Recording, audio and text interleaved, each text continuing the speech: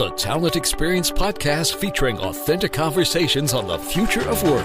Empowering you to better understand and deliver a best-in-class, future-proofed career experience. For more insightful conversations, visit talentexperiencepodcast.com. We hope you enjoy this episode. Hello, I'm John Hollon, and welcome to the Talent Experience podcast. Today's guest is Steve Browne. Steve has devoted over 35 years to human resources. He currently serves as the Chief People Officer for LaRosa, Inc., a regional pizzeria restaurant chain in Southwest Ohio with 12 locations and more than 1,100 team members. Prior to LaRosa, Steve held various HR management positions in the manufacturing, consumer products, and professional services industries. Steve has also been an active and engaged member of SHRM, the Society for Human Resource Management, at the local, state, and regional level for more than 20 years. And for the past 5 years, Steve has been a member of SHRM's National Board of Directors. That's a high honor and a really great thing to have someone of Steve's character and dedication as a board member of the largest HR organization in the world. In addition, Steve facilitates a monthly HR roundtable in Cincinnati, has a nationally recognized HR blog, Everyday People, and often ranks among the 100 most influential HR voices on social media. He's the author of 2 books, HR on Purpose and HR Rising, and runs a global HR network called the HR Net, which reaches over 12,000 HR and business professionals each week. And he is a graduate of Ohio University in Athens, Ohio. Steve, did I pretty much get it all, or did I get something wrong there? No, you're dead on, John. That's far too much information. I know. It's a lot. But you know what? It's hard to cut out things because you've done some great stuff, and I thought people should know. So I know you're a busy guy, and it makes me wonder, how do you find the time to do all this? Honestly, I have the time to do it, and I make the time because being involved outside of just doing what I do at LaRosa's is important. I've always felt that I would want to be somebody who affected the profession, not just in my own role at my company, but actually, hopefully, somebody who changes the profession for the better. Well, and you've done that with great gusto. So it has been great. Tell me a little bit about how LaRosa's, where you're Chief People Officer, and how it got through the pandemic and the lockdown. Because for all we hear about the move to remote work and hybrid work for so many, there are a lot of businesses like yours that still have to work the old-fashioned way. Absolutely. Yeah, we have not missed a beat. It was interesting. At the beginning of the pandemic, we were deemed essential because we provide food, and food is something that everybody needs. Since it drug on for so long, and we're still in some form of it right now it's kind of overlooked. And that it's very hard because our team members have worked every single day throughout the entire time, both in the pizzerias, in our call center, and in our manufacturing facility that makes our dough. We didn't have the option to be remote. Our office did do a remote, and we have a few people who are doing hybrid work, but many of us came back to work in person because we wanted to be supportive of our team members who have always been in person. So how did we get through? A couple of really good things. One, we were far ahead of the safety requirements before the safety requirements came out. We're a food facility. You have to be clean all the time. Yes. You have to be mindful of things. So that wasn't anything new. But the challenge of the mental stress, the pace of work, our sales went up during the time that it was very heavy because people still wanted food. But we also became more agile as a company. We had talked about doing curbside pickup for 3 years, and everything in the world stopped us from doing it. And mainly it's because all organizations move very methodically. So now that we had it in front of us, we said, hey, we need to move ahead and do this. And we changed it and have curbside pickup in a day. And it saved us. So we've always been somebody who had dine in and carry out and stuff like that. But when dining rooms closed, we had to adapt. And curbside was a huge jump for us. Our team members jumped right in, and they've been stalwart through this entire time. Well, and I'm sure you can appreciate this the most, being the chief people officer and sort of the lead HR person. But boy, this is a management challenge deluxe that you had to face, because as much as you got to have to manage a lot in a normal workplace, add in a pandemic and a lockdown, and boy, you've just accelerated it times 1,000, I would think. Absolutely. The one thing that I thought was very interesting is we tell everybody to bring their entire selves to work except their emotions. We don't say that out loud, but that's what we really mean. Like, hey, bring everything to work, but don't tell me about anything that's really happening. Well, the pandemic brought it to life, and emotions were on edge and still are. That has not changed. We spent more time coaching our managers, coaching our leaders on how to have better interpersonal skills. So it was a good groundwork for that. The other thing is it gave us a good challenge. I talked to my CEO, who I'm very close to, and I said, hey, isn't it great that we responded during a crisis? He goes, yes, it is. I said, wouldn't it be great if we acted this way all the time and focused this heavily to perform? And he said, man, I agree. That is good thinking. So we don't want to be a company that's only ready for crisis. We want to be a company that performs all the time. Great words of advice, I think, and something to think about moving ahead. But you also hear a lot about the challenge, particularly right now as we sort of slowly come out of the pandemic, but the challenge they have finding and keeping workers. That seems to be on the minds of a lot of folks. How has LaRosa's fared on that front? It's the classic answer for HR, John. It depends. Some of our locations are doing very well and have never had a challenge with staffing. Others are struggling. And I think one of the things that's been very good for us is brought our franchise community together with us. We're talking more holistically about how can we be great places to work, not I answered the survey and got a banner, but how can we be great cultures all the time? So some of the things that we've done are this. At the end of 2020, my boss unfortunately passed away 3 days before Christmas. A heart attack, unexpected. Wow. But our CEO and his brother, who's the president, chose to reset our company instead of return. So we said, we're going to move forward. So how can we move forward? So the number one thing we have is we are a people first company all the time. And we have a people first lens. When you have a people first lens, you look at staffing differently. You look at retention differently, because you're trying to keep people there and have them do a great job while they work for you. We know we're kind of a pass-through employer. A very small percentage of our group, we have a lot of tenured people, but a very small percentage of our group stays in restaurants. So while they're here, we want them to excel and do well and grow and develop and perform.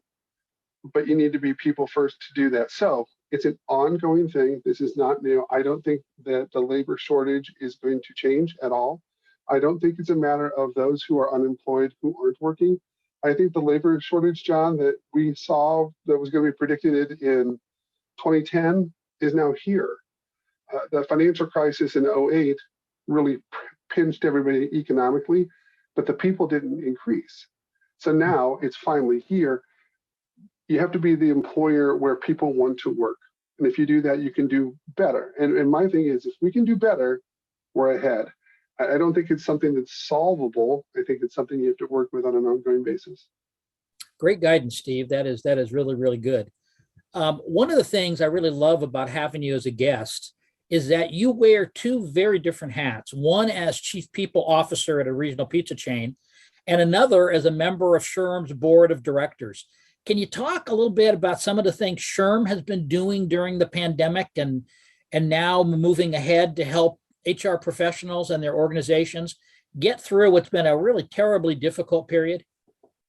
Absolutely. I think they stepped up in a big way on the front end of resources, supplies, knowledge, reactions on an ongoing basis.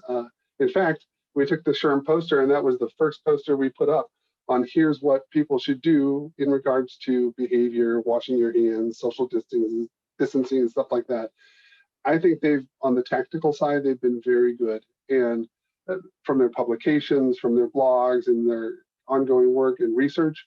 They're trying to stay ahead of things. It's an ever-moving target. That's the problem.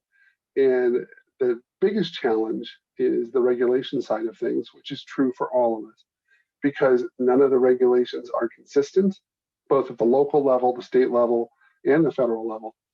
So it's very hard for a global organization like SHRM to stay on top of it, because things are different in California than they are in Ohio, and they're different in Kansas than they are in Mississippi. But SHRM is an organization that has members all over the world. So they're trying to be at least a guide to resources. They've had some webinars with the head of the CDC to meet members. It's really been very helpful, and they've been very connected in that way. I think they've done a good job. Plus, I would think, it's just a challenge that not only do you have 50 states and then all the local stuff that you have to deal with, but they're constantly changing. I mean, they've been changing. It's like they move this way, then they move back. Just today here, we heard, the Centers for Disease Control changing the guidance on masks. And my guess is that ripples through organizations and hits, one like yours, like a wave. You got to suddenly deal with this. Absolutely. And I think it affects employers of all types. One of the things that's been challenging, and where I think SHRM's done a very good job, is a lot of the language out there is still very white collar based. As you mentioned earlier, our people are in person. Yes. So you say it's a hybrid schedule. No, it's not. It's an in-person schedule. But a lot of the language in the workplace, in social media, and from a lot of places is white collar focused. And when white collar is a small percentage of the overall workforce globally, blue collar employment is the largest sector of employment. So it's just tough. And when you have a ripple like this, it changes. When I heard the announcement, I'm like, well, here we go. And you've got to jump in it again. Well, and you're absolutely right about the fact that so much of the focus has been on remote work or hybrid work, and I get that. There's a lot of large organizations where that's like a big deal, but for an organization like yours, I know that your corporate staff can do that somewhat, but for the most part, you guys are just out there having to serve people face to face and up close and personal every day. And you don't see that much written about that or hear people talking about that much. No, and I'm concerned that they're making decisions. Organizations are making decisions on a small set of data when it comes to that. I think you should absolutely take care of that. If there are opportunities for remote or hybrid or telecommuting, whatever that is, it should work. It was really funny. Somebody said, "So what's your work from home policy?" And I said, my work from home policy is this: wherever you are working, work. That's it. Just do that. We've made it so cumbersome. Instead of saying we have an expectation of what people aren't doing instead of what people are doing. I would much rather say wherever you are, perform. And we want to make sure, and we're going to give you all the tools you need and rely on your knowledge and your skills. We don't do that. We tend to say, well, I know that Steve's not working because he's at home and he's doing laundry. We've got a long way to go to improve the workforce and the culture. Steve, what's the biggest challenge you've had to face over the last 18 months or so? The biggest challenge has been mental well-being of my people. There's just no doubt about it. Life in all its facets has come to the surface. We've had a lot of loss. Nothing really related to the pandemic and the virus, thankfully. But people have had, family members who are unemployed. They've lost family members. There's just stress of kids at home, and how do I take care of that and work because I'm an in-person worker, but my kids aren't allowed to go to school. Just having the juggling and the flexibility to take care of our team members to the best of our ability has by far been the biggest challenge. You get the impression, at least I do, that notion about well-being, which you're absolutely right, that's become such a huge deal. And I know we talked about it pre-pandemic some, but it really hit home and became a much greater challenge during it when all these things and more happened. Do you have faith that it's going to continue to be front and center and that people are going to really focus on it more now as we head out of the pandemic and move ahead? No. And this is why. It's sad. I think employers are so concerned with visibility and getting people back to work, because the assumption again is that you're not working. Instead of saying, how can I take care of you best in order for you to work? We need to change our mindset as employers. If we do that, and that goes back to that people first lens, if we have that people first lens, then we can move ahead and say, yes, well-being matters. Yes, this matters. And I'll give you a quick example. We have no set work schedule for anybody in the office. And in the pizzeria. In the pizzeria, you can choose your shifts. If you say, hey, because of my situation, I can only work this much, we say, great, we'll take you for that much. In the office, my team has all different schedules. The four of us, no one works the same, and we get all our work done. But we're a people-first company, so we try to do things a little differently. Well, I wish there were a lot of other companies who sort of looked at what you're doing and looked at it closely and said, maybe we can do more of this too, because I keep hearing around various places that, oh, we can't do this, we can't do that, and I'm sure there are a lot of things that are harder to do now. But it sounds to me like you've had a pretty good track record working on through it, and I know it's been just a lot of work and probably stressed you and your team out too, because of that. Oh, absolutely. My team's been amazing and agile. We take care of each other. So when I feel the pressure going up, it's like, hey, you need to take a break. Come on. And off they go. Or why don't you take a day and let's do it. Again, not formal. We're just very aware of who we are as people, and we try and meet their needs as we can. One more brief question on SHRM. How does it look for the national conference coming up? Because everybody's kind of on pins and needles everywhere about conferences in general. When will they come back? I think it's good. The attendance is going up. Now, do I think it'll be like the days before the pandemic? I don't. There's some restrictions. Again, if the regulations could change tomorrow, and what are you going to do then? But I think there's also companies who are hesitant to send their people out. I think if you ask the attendees, people want to see each other in person. They understand the technology side, and they are going to have a great virtual platform as well, so that people could do a virtual conference. But to expect somebody to sit at a monitor for 3 straight days, that's hard. When they have work in front of them, when they have other things they could be doing. So I'm not sure how the virtual side will do, but I know that it's a great platform being set up. I'd love to see it be successful. We'll see. Well, knock on wood, I hope it is, because I think things like that being successful are one of the steps for us getting back to normal here. So I agree. So finally, there's a question we ask everybody who comes on the Talent Experience podcast, because we wholeheartedly believe everyone should have a job that they are really passionate about, which I know you're passionate about everything. So Steve, what do you love about your job and what you do? This sounds cliche, and I know a lot of people in HR who say this, but I am a people person through and through. I bleed it. I mean, I am with my people. I went to a pizzeria today just to have lunch, just to hang out with the staff.